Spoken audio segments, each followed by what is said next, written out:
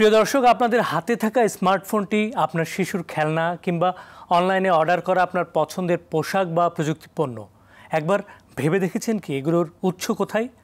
একটা বড় অংশের উত্তর আসবে চীন। চীনা পণ্য ছাড়া আমাদের দৈনন্দিন জীবন এখন কল্পনা করা কঠিন। এই বাস্তবতাকে কেন্দ্র করে বাংলাদেশে গড়ে উঠছে হাজার হাজার নতুন উদ্যোক্তা। ফেসবুক, ইনস্টাগ্রাম থেকে শুরু করে বড় বড় ই-কমার্স প্ল্যাটফর্মে তাদের সরব উপস্থিতি। কম দামে আকর্ষণীয় পণ্য এনে তারা নিজেদের ভাগ্য করছেন, তৈরি করছেন কর্মসংস্থান। এসব নিয়েই কথা বলতে আপনাদের সঙ্গে হাজির হয়েছি চায়না ফোকাসে। RTV এবং চায়না মিডিয়া গ্রুপ CMGর সহযোগিতায় এই অনুষ্ঠানে স্বাগত জানাচ্ছি আমি শাহানশা রাসেল। এই সম্ভাবনা এবং সংকটের নানা দিক নিয়ে কথা বলতেই আজ আমাদের স্টুডিওতে উপস্থিত আছেন দুজন বিশিষ্ট অতিথি। পরিচয় করে দিই তাদের সঙ্গে। আমার সঙ্গে সরাসরি চীন থেকে উপস্থিত আছেন জনাব ইমদাদ হক আইয়ুব। আমার সঙ্গে স্টুডিওতে উপস্থিত আছেন বিশিষ্ট অর্থনীতি বিশ্লেষক Snehashis Barua, FCA। Thank you very much for inviting me here. আপনাদের দুজনকেই স্বাগত আমাদের স্টুডিওতে। আমরা চলে যাচ্ছি মূল আলোচনায়। প্রথমে জনাব ইমদাদ, আপনার কাছে জানতে চাই, আপনি একজন বাংলাদেশি নাগরিক, আপনি চীনে বসে এখন ব্যবসা করছেন পুরো বিশ্বের সঙ্গে। আপনার ব্যবসার গল্পটা যদি বলতেন, শুরুটা কিভাবে হয়েছিল? শুরুটা হয়েছিল, আমরা অ্যাকচুয়ালি ছিলাম হংকং বেস। যখন আমরা হংকং থেকে প্রোডাক্টগুলা হংকং এর সাপ্লায়ার থেকে নিতাম, কোনো ফ্যাক্টরি খুঁজে পেতাম না। অর্থাৎ এই গুডসগুলা তারা চায়না থেকে হংকং নিয়ে আমাদেরকে সাপ্লাই দিত। অনেকদিন থাকার পরে আমরা কিছু কিছু জিনিস ডিসকভার করি আলিবাবা থেকে। তারপরে অনেক সময়তে যে সমস্ত ফ্যাক্টরি থেকে আমাদের গুডসগুলা ডেলিভারি দিত হংকং এ, তখন ওখান থেকে কিছু কিছু যেমন কোনো স্টিকারের মাধ্যমে এদের কিছু QR কোড থাকে, ওগুলা কার্টুনের মধ্যে থাকার পরে আমরা ফাইন্ড আউট করি যে আসলে এই ম্যানুফ্যাকচার গুলা সবই চায়নাতে। এরপর থেকে আমি 2000 সাল থেকে শেনজিনে বসবাস করছি এবং এখানে আমি আমার অফিস ট্রান্সফার করি। এখানে আসার পরে অনেক কিছুই ফেস করতে হয়েছে। তখন মানে চায়নার লোকগুলো এত ফ্রি ছিল না ব্যবসা করতে, টাকার লোভী ছিল, কমিউনিকেশনও ভালো ছিল না। তা আমরা এখানে যখন অফিস ওপেন করি তখন আমাদের অনেক সমস্যার সম্মুখীন হইতে হয়েছে। যেমন কিছু কিছু ফ্যাক্টরিতে আমরা সময় মতো গুডস পাই নাই, টাকা দিয়েছি ম্যানেজারকে, দেখা গেছে যখন গুডস ডেলিভারি হবে তখন গুডসের প্রোডাকশন স্টার্ট করে নাই। বর্তমান পরিস্থিতিটা ওরকম না। এগুলো আস্তে আস্তে যখন চায়না ডেভেলপমেন্ট করে, তারা বর্তমানে যে পরিস্থিতিটা, এটা আমার মনে হয় বাংলাদেশে কিছু একটা নেগেটিভ চিন্তা করে অনেক সময়। তো চাইনিজ প্রোডাক্ট নিয়ে চাইনিজ ওখানে গুডসগুলো অর্ডার দিলে দিবেই কিনা, আগের মতো আর এখনো এখানে নেই। আগে আমরা আমাদের অফিসটার থেকে আমরা 400-500 কিলোমিটার দূরে ফ্যাক্টরিগুলা, ওখানে আমরা অর্ডার দিতেছি এবং বছরে 1-2 বার হয়তো মাঝে মধ্যে যাওয়া হয়। এখন ওরা ব্যবসায়ী 100%, ওরা ব্যবসা শিখে গেছে। প্রোডাকশনের সময়ও অনেক কমে আসছে।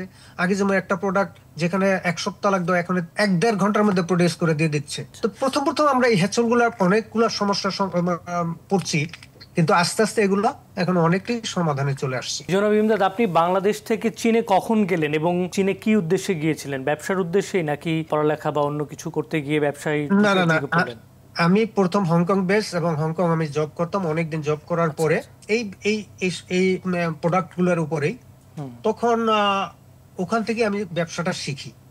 এরপর থেকে চায়না থেকে যখন আমি বসি, আমার সাথে যুক্ত হয় বাংলাদেশ ক্লিপটন গ্রুপ চিটাগাং। ওনাদের গ্রুপের কাজ আমি এখনো করে থাকি। ওনারা 100% ওরিয়েন্টেড গার্মেন্টস এবং আন্ডার গার্মেন্টস এর অ্যাকসেসরিজ গুলো ওনাদের আমি সাপ্লাই দিয়ে থাকি। আমরা হংকং থেকে এখানে এসেছি। এত পণ্য থাকতে বা এত জাতীয় পণ্য থাকতে চীনা পণ্যকেই আপনি কেন বেছে নিলেন? এমন কোনো প্রোডাক্ট নাই যে চায়নাতে নাই। আপনি একটা জিনিস চিন্তা করেন, একটা স্মার্টফোন যখন জাপান ম্যানুফ্যাকচার একটা স্মার্টফোন হয়, সেটা আমাদের দেশে অনেকের পক্ষে সম্ভব না ওটা ব্যবহার করা, কারণ ওটার মূল্য। চায়নাতে এসে আমরা কিন্তু তার চেয়ে অনেক কম দামে সিমিলার একটা প্রোডাক্ট পেয়ে যাই। আর এখানে হচ্ছে একটা প্রোডাক্টের জন্য আপনি 10-20-30টা ফ্যাক্টরি পেয়ে যাবেন। আর আপনাকে যদি আমরা যদি ওই প্রোডাক্টটা জাপান থেকে আনতে যাই, অনেক হ্যাসেল। যেটা জাপান থেকে এনে যে ফ্রেট চার্জটা হয়, আমার মনে হয় সেই ফ্রেট চার্জটা দিয়ে আমরা এখান থেকে ওই প্রোডাক্টটা পেয়ে যাই। এখানে সস্তা, এবং আপনি যদি ফ্যাক্টরিতে কোয়ালিটি সম্পন্ন অর্ডার দেন।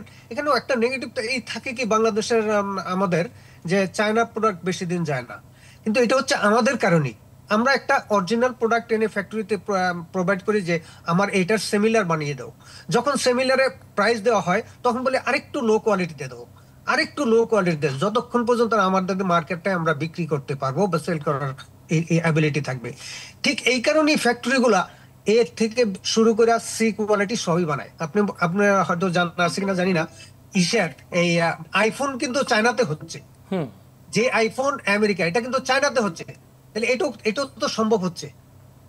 এখন আপনি যদি কোয়ালিটি মেনটেন করতে চান আপনার প্রাইসটা বাড়বে। এই জন্যই আমার চায়নার প্রোডাক্টটা চুজ করা। জি, অসংখ্য ধন্যবাদ। দর্শক, আপনারা দেখছেন RTV এবং চায়না মিডিয়া গ্রুপের সহযোগিতায় আলোচনা অনুষ্ঠান চায়না ফোকাস। এই পর্যায়ে নিচ্ছি ছোট্ট একটি বিরতি, সঙ্গেই থাকুন।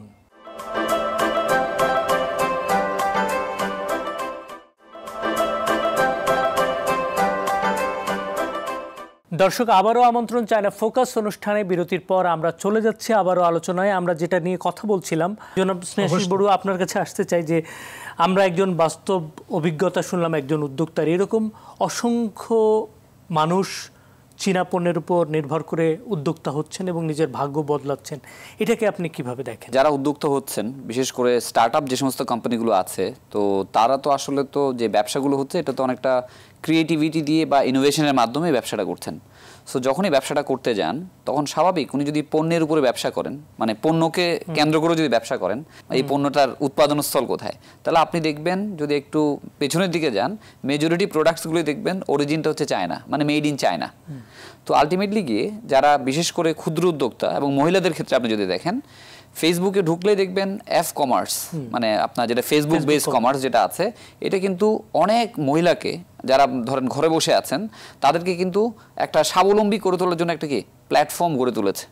সাথে তো ছেলেরা আছে, মহিলাদের জন্য কিন্তু একটা বড় ধরনের কর্মসংস্থানের ক্ষেত্রে এটা এগিয়ে এসছে।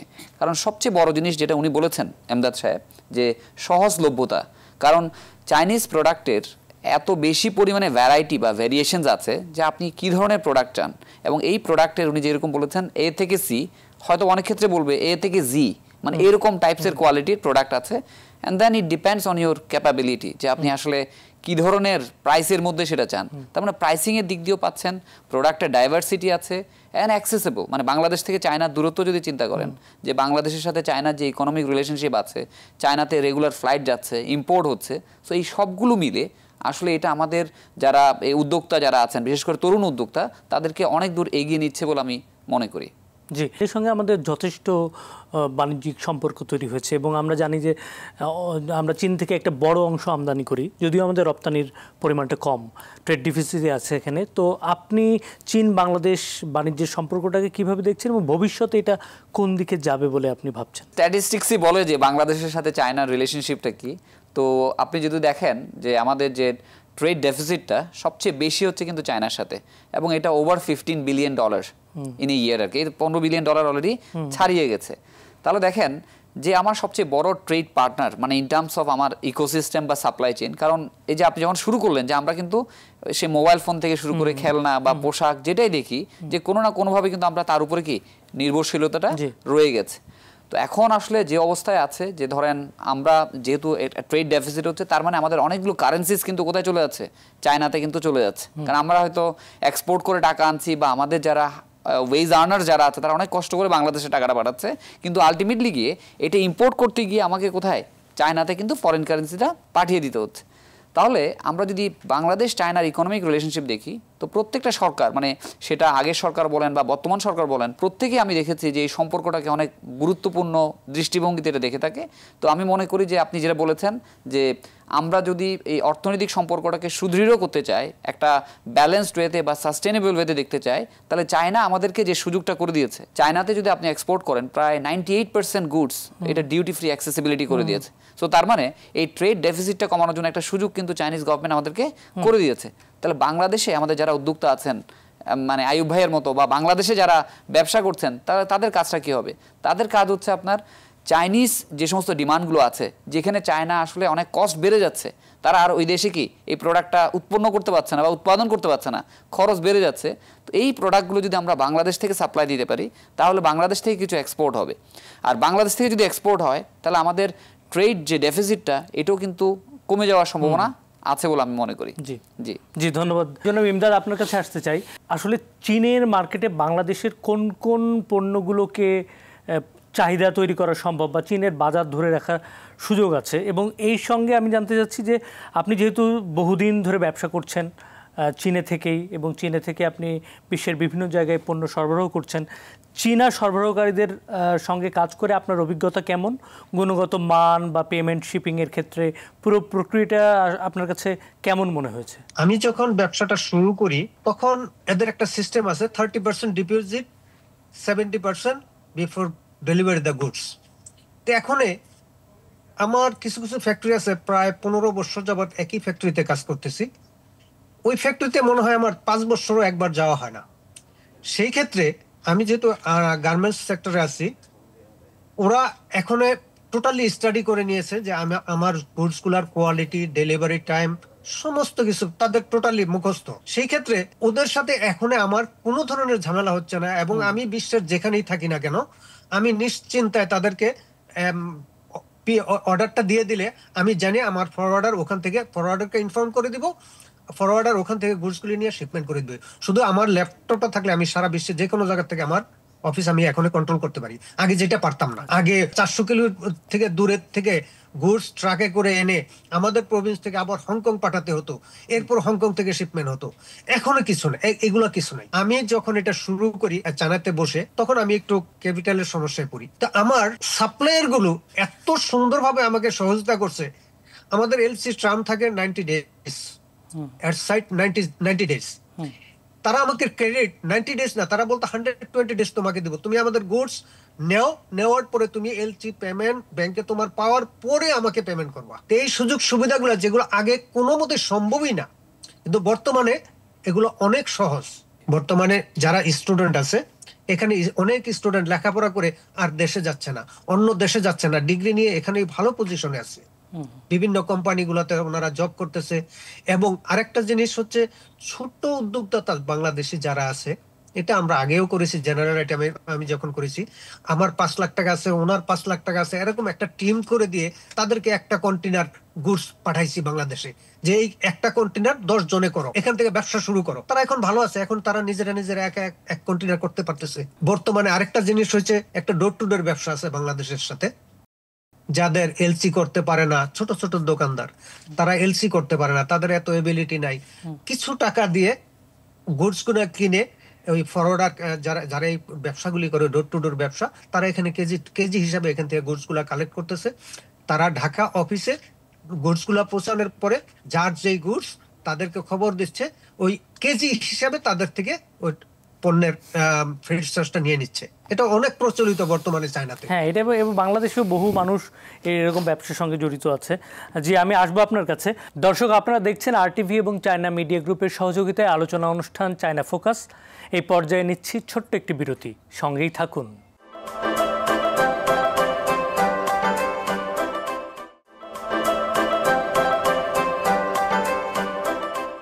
দর্শক, আবারও আমন্ত্রণ চায়না ফোকাস অনুষ্ঠানে। বিরতির পর আমরা চলে যাচ্ছি আবারও আলোচনায়। আমরা যেটা নিয়ে কথা বলছিলাম, আমি বাংলাদেশ এবং চীনের বোঝাপড়া এবং অংশীদারিত্বকে সহজ করার জন্য চীন সরকার বিভিন্ন সময় বাংলাদেশ থেকে বিভিন্ন পেশাজীবী রাজনৈতিক দলের নেতাদেরকে চীনে নিয়ে যাচ্ছেন, সফর করে আসছে তারা।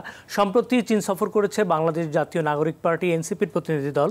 এই সফর দলে ছিল উত্তরাঞ্চলের মুখ্য সংগঠক সার্জিস আলম। তিনি চায়না ফোকাসকে তার সফর সম্পর্কে একটি সাক্ষাৎকার দিয়েছেন। আমরা শুনে আসবো সেই সাক্ষাৎকারের অংশ বিশেষ। আমরা নতুন রাজনৈতিক দল গঠন করেছি বাংলাদেশে। আমরা বাংলাদেশের বিভিন্ন পথে প্রান্তরে যাচ্ছি। বাংলাদেশ সম্পর্কে আমাদের স্বপ্ন আকাঙ্ক্ষা এগুলো আরও দিনে দিনে বৃদ্ধি পাচ্ছে। আমরা সমস্যাগুলো খুব কাছে থেকে দেখতে পাচ্ছি, কিন্তু আমাদের সমাধানের পথটাও তো দেখাটা গুরুত্বপূর্ণ। তো সেই জায়গায় আমরা যখন চীনে গেলাম, সেখানে সিপিসি বর্তমানে প্রায় 80 বছর ধরে তারা চীনের যে সরকার, সেই সরকারের দায়িত্বে আছে।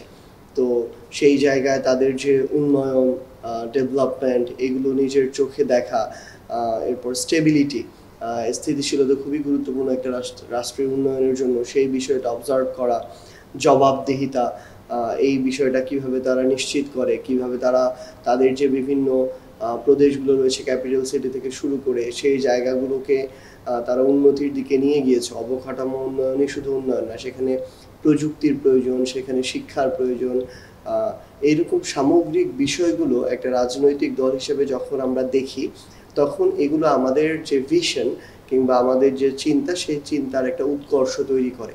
পাশাপাশি আমরা যখন চীনের যে ক্ষমতাসীন রাজনৈতিক দল এবং সবচেয়ে বড় রাজনৈতিক দল সিপিসি, তাদের ঊর্ধ্বতন যারা সিনিয়র লিডার রয়েছে কিংবা প্রতিনিধি রয়েছে, আমরা যখন তাদের সাথে ভাইস মিনিস্টার লেভেলে তাদের সাথে আমরা যখন কথা বলি, আমরা মনে করি যে তাদের তো এটা একটা দীর্ঘ অভিজ্ঞতার যাত্রা। তো সেটা তাদের অভিজ্ঞতাগুলো আমাদেরকেও সমৃদ্ধ করেছে। আমাদের এখানে চিন্তার এক্সচেঞ্জ হয়েছে, কালচারাল পলিটিক্যাল এক্সচেঞ্জ হয়েছে। আমাদের হয়তো পরিকল্পনা, কৌশল, এই সামগ্রিক বিষয়গুলোতে তাদের সাথে আমাদের যে এই আদান প্রদান আমাদের সিদ্ধান্ত গ্রহণ, চিন্তা ভাবনাতে এবং আমাদের যে আকাঙ্ক্ষা, এই আকাঙ্ক্ষা বা স্বপ্নগুলোকে আর বড় করতে সহায়তা করবে। এবং আমরা মনে করি যে চীনের বিভিন্ন জায়গা থেকে আমাদের অনেক কিছু রাজনৈতিকভাবে হোক, জাতীয়ভাবে হোক, দেখার, বোঝার, অভিজ্ঞতা করার এবং শেখার সুযোগ হয়েছে।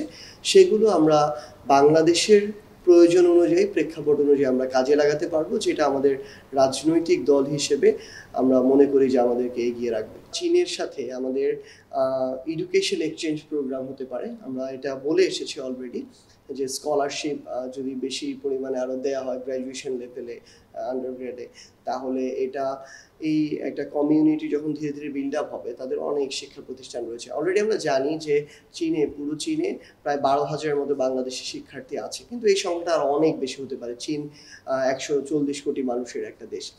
তো সেটা করলে আমার মনে হয় যে এই এক্সচেঞ্জটা আরো বাড়তে পারে। জনাব স্নেহাশিস বড়ুয়া, আমরা সার্জিস আলমের ইন্টারভিউ থেকে যেমনটা শুনলাম যে চীনের ডেভেলপমেন্ট, নগরায়ন এবং গ্রামীণ উন্নয়ন যেভাবে হয়েছে, তারা যেই মডেল অনুসরণ করে উন্নয়নটাকে করেছে, বাংলাদেশে আসলে কিভাবে আমরা নগরায়ন করতে পারি এবং গ্রামীণ উন্নয়নগুলো করতে পারি, আপনি যদি আপনার মতো করে। এবং আমরা জানি আপনিও সম্প্রতি চীন সফর করেছেন, চীন সফর করে চীনকে দেখলেন কিভাবে? আসলে আমরা যে প্রতিনিধি দলই আপনার চায়না যাক, সেটা ব্যবসায়ী হোক বা রাজনীতিবিদ হোক বা আমরা যারা ভ্রমণ করতে যাই, আমরা যখন ভ্রমণ করতে যাই তখন কিন্তু আমাদের পারপাস থাকে ডিফারেন্ট, আর যখন রাজনৈতিক দল যায় তখন তাদের পারপাস থাকে হয়তো ডিফারেন্ট। কিন্তু আমরা যদি বাণিজ্যিক দৃষ্টিকোণ থেকে দেখি, ধরেন আজকে আমাদের কোনো একটা প্রোডাক্ট শিপে করে চট্টগ্রাম পোর্টে আসলো, চট্টগ্রাম পোর্ট থেকে তাকে আনলোড করে রাস্তা দিয়ে আমাকে গাজীপুরে আনতে হলো বা উত্তরবঙ্গে পাঠাতে হলো। তাহলে এই যে আমার ইনফ্রাস্ট্রাকচারাল যে কানেক্টিভিটিটা, তাহলে আমরা যদি ওই দেশে দেখি তাদের কি হচ্ছে, তাদের ট্রানজ্যাকশনসগুলো হচ্ছে বা ট্রান্সপোর্টেশনটা হচ্ছে সিমলেসলি। যদি আজকে আমাদের ঢাকা চিটাগং যে হাইওয়েটা আছে, এর মধ্যে যদি ডেডিকেটেড কোনো লাইন থাকতো, যে গুডস শিপ থেকে নামার পর ডেডিকেটেড ওয়েতে সেটা গাজীপুরে যাক, নারায়ণগঞ্জে যাক বা উত্তরবঙ্গে যাক, এই কানেক্টিভিটিটা যদি আমরা এনশিওর করে দিতে পারতাম, তাহলে বিজনেসের যে কস্ট অফ ডুইং বিজনেস এবং টাইম, এটা আমরা অনেকাংশে কিন্তু কমিয়ে নিতে পারতাম। যেটা চায়নাতে গিয়ে আমি দেখেছি। ধরেন আমি বেইজিং থেকে শিয়ান যাচ্ছিলাম, দূরত্বটা প্রায় 1000 কিলোমিটারের মতো। আমরা বুলেট ট্রেনে যাওয়ার চেষ্টা করলাম, তো বুলেট ট্রেন মাত্র 3.5 ঘন্টায়, মানে মাত্র 3.5 ঘন্টায় আপনি 1000 কিলোমিটার ট্রাভেল করছেন, যেটা হয়তো আপনি বিমানে গেলেও আপনার 2 থেকে 2.5 ঘন্টা, এয়ারপোর্টে যাওয়া আসা, ইমিগ্রেশন 2-3 ঘন্টা আপনার লেগে যেত। সেখানে আমি স্টেশনে গিয়ে কিন্তু এটা করে ফেললাম। তাহলে আমি যখন অবকাঠামো উন্নয়ন করবো, অবকাঠামোগত, এটা যেন ইন্টিগ্রেটেড হয়, যে আমি শুধুমাত্র হয়তো পোর্ট ঠিক করলাম, পোর্ট থেকে পরের কানেক্টিভিটি ঠিক করলাম না, তাহলে ব্যবসায়ীর কাছে সহজে পণ্যটা পৌঁছাবে না। সেকেন্ড যে জায়গায় যদি আপনি দেখেন, চায়নাতে তারা যখন ইকোনমিক জোনগুলো বানায়, সেগুলো কিন্তু রিয়েল সেন্সে কিন্তু ইকোনমিক জোন, মানে এখানে কিন্তু তারা ওয়ান স্টপ সার্ভিস কিন্তু ফরেন ইনভেস্টরদেরকে দিচ্ছে। মানে পৃথিবীর বিভিন্ন দেশ থেকে, সেটা আমেরিকা বলেন, ইউরোপিয়ান কান্ট্রি বলেন, যারা চায়নাতে ইনভেস্ট করছে, তখন তারা দেখছে, যেটা এমদাদ ভাই বলেছে, ব্যবসার জন্য তারা সব সহজ করে দিয়েছে। আমাদের অন্তর্বর্তীকালীন সরকারও চেষ্টা করছে যে ওয়ান স্টপ সার্ভিসটা দেওয়ার জন্য, কিন্তু এটা যদি দ্রুত ইমপ্লিমেন্টেশন করতে না পারে, স্বাভাবিক ব্যবসার খরচ এবং সময় কিন্তু অনেক বেড়ে যাবে। থার্ড যে পার্টটা, আপনি যখন দেখবেন যে গ্রামীণ উন্নয়নের কথা, তাহলে আজকে আমি এখান থেকে আমার গ্রামের বাড়ি রাউজানে যেতে আমার কতক্ষণ সময় লাগে? ওদের যে রেলের কানেক্টিভিটি, মানে ওদের যে ট্রান্সপোর্টেশন সিস্টেম, এটা এত সুন্দরভাবে করা যে, তাহলে দেখেন আমি যদি এখান থেকে চট্টগ্রামে যেতে, ধরেন আমার যদি দূরত্ব হয় 300 কিলোমিটার, আমি যদি 1 ঘন্টায় আজকে চট্টগ্রামে যেতে পারতাম, তাহলে হয়তো আমি চিন্তা করতাম যে ঢাকায় আমি না থেকে চট্টগ্রামে থেকেও কিন্তু আমি আমার ব্যবসাটা বা আমার কার্যক্রমগুলোকে আমি চালাতে পারতাম। তাহলে ঢাকার উপরে যে আমার অস্বাভাবিক রকমের চাপ, অস্বাভাবিক রকমের দূষণ, এটা কিন্তু আমরা ডিআরবানাইজেশন করে কিন্তু ছড়িয়ে দিতে পারতাম। এবং চায়না যেখানে আপনার সবচেয়ে সফলতা পেয়েছে আপনি যদি চিন্তা করেন দারিদ্র্য বিমোচনে, এখন তো হচ্ছে সব ইনফরমেশন বেসড। তাহলে আপনি যদি বাংলাদেশে যদি চায়নার এই রোল মডেলটা যদি করে যে কিভাবে চায়না দারিদ্র্য বিমোচন করেছে, সেই মডেলটা যদি বাংলাদেশে রেপ্লিকেট করতে পারে, তাহলে আমরাও একদিন চিন্তা করবো যে আমরা পভার্টি লেস কান্ট্রির দিকে কিন্তু চলে যেতে পারবো। তা আমি মনে করি এগুলো একটা কম্প্রিহেন্সিভ অ্যাপ্রোচ, যে আমি শুধু গেলাম দেখে আসলাম সেটা না, ওখান থেকে কী শিখলাম, কীভাবে সেই শিক্ষাটা ভালো জিনিসগুলো বাংলাদেশে আমরা বাস্তবায়ন করতে পারবো, তাহলে এই সামাজিক উন্নয়ন এবং অর্থনৈতিক উন্নয়ন হবে বলে আমি মনে করি। জি, ধন্যবাদ আপনাকে। জনাব ইমদাদ, আপনার কাছে আমরা জানতে চাচ্ছি, অনেক তরুণ উদ্যোক্তা আসলে এইরকম নিজেকে একজন এন্টারপ্রেনার হিসেবে তৈরি করতে চায়, তাদের জন্য আপনার পরামর্শ কী? এবং বিশেষ করে আপনি তো চীনে আছেন, বহু রকম ব্যবসার সুযোগ আছে, তাদের জন্য যদি আপনি একটা দিক নির্দেশনা দিতে পারেন। আসলে দিক নির্দেশনার মধ্যে অনেকেই আমাকে বলে যে আপনি অনেকদিন যাবত চায়না আছেন, কি ব্যবসা করা যায়। আসলে এটা ডিপেন্ড করে হচ্ছে বাংলাদেশ মার্কেটের উপরে। এখান থেকে যদি একটা প্রোডাক্ট আপনাকে বেচে দিলাম যে এই প্রোডাক্টের ব্যবসা করেন আপনি, তার ওটা নিয়ে স্টাডি করতে হবে, সেলসের এবিলিটি তার থাকতে হবে। এখানে প্রোডাক্ট আপনি মুখ দিয়ে বের করবেন, আমি 10 সেকেন্ডের একটা আইডিয়া দিতে পারবো, কিন্তু এটা ডিপেন্ড করে যে উদ্যোক্তা উদ্যোগ নিতে চাচ্ছে তার কোন প্রোডাক্টের উপর ইন্টারেস্টেড। এমন কোন প্রোডাক্ট নেই যে আমরা এখান থেকে দিতে পারবো না, তা আপনার সেটা সেল করার এবিলিটি থাকতে হবে। আপনি যদি সেলই করতে না পারেন, তাহলে এখান থেকে যেই প্রোডাক্ট আমি দিব আপনার কোনো বেনিফিট হবে না। কয়েকদিন আগে দেখলাম এখানে বিখ্যাত একটা কোম্পানি, ই বাইক, ইয়াদিয়া একটা কোম্পানি, এই বাইকটা বাংলাদেশে গেছে। প্রোডাক্টটা খুবই সুপার, এবং আমিও নিজে, আমার গাড়ি আছে, তারপরে বাইকও ব্যবহার করি। আচ্ছা, আমি আগে চালাতে পারতাম না, এখন মসজিদে যাওয়ার সময় তো অনেক সময় জ্যাম হয়, আমি এটা ব্যবহার করি। এই যে বাইকটা, তারপরে এখানে আছে মনে করেন আরেকটা বড় প্রজেক্ট, এদের একটা BYD একটা গাড়ি আছে, যেই গাড়িটা, হ্যাঁ কার্ড, এটা এত সুন্দর একটা গাড়ি এবং ম্যানুফ্যাকচারের সেনজিনে। আমি অনেক চেষ্টা করছিলাম যে বাংলাদেশে কোনো একটা উদ্যোক্তা জয়েন্ট ভেঞ্চার এখানে কাজ, এটা নিয়ে কাজ করুক। আমাদের দেশে যতগুলো রিকশা, যেভাবে আমরা বাংলাদেশে অলরেডি BYD নিয়ে কাজ হচ্ছে, BYD নিয়ে একটা প্রতিষ্ঠান কাজ করছে, গেছে আমিও জানি, চিটাগাঙে আমি করছি। তবে এই যে নিত্য নতুন প্রোডাক্ট গুলা, যার যেটার উপরে অভিজ্ঞতা আছে সেটার, কারণ এখানে প্রোডাক্টের অভাব নাই। আপনি মাথায় চিন্তা করবেন যে এরকম একটা জিনিস হলে কেমন হয়, ওই জিনিসটার নাম বের করবেন, এখানে দেখবেন এখানে এটা অ্যাভেলেবল আছে। এখন আপনাকে চিন্তা করতে হবে যে আপনি বাংলাদেশের মার্কেটে কোন আইটেম নিয়ে ইন্টারেস্টেড। আমি আইটেম দিয়ে আপনাকে আমি উদ্যোক্তা বানাইতে পারবো না। এখানে অনেক সুযোগ আছে, আপনার মনে করতে হবে আমি পারবো, শুধু আপনি প্রোডাক্টের নাম বলেন। বা আমরা আগে অনেক প্রোডাক্ট নিয়ে কাজ করছি। আমি বাংলাদেশের সবচেয়ে বেশি এরোপ্লেন টেনিস বলগুলা, এগুলা এখান থেকে প্রডিউস করে বানাই নিছি।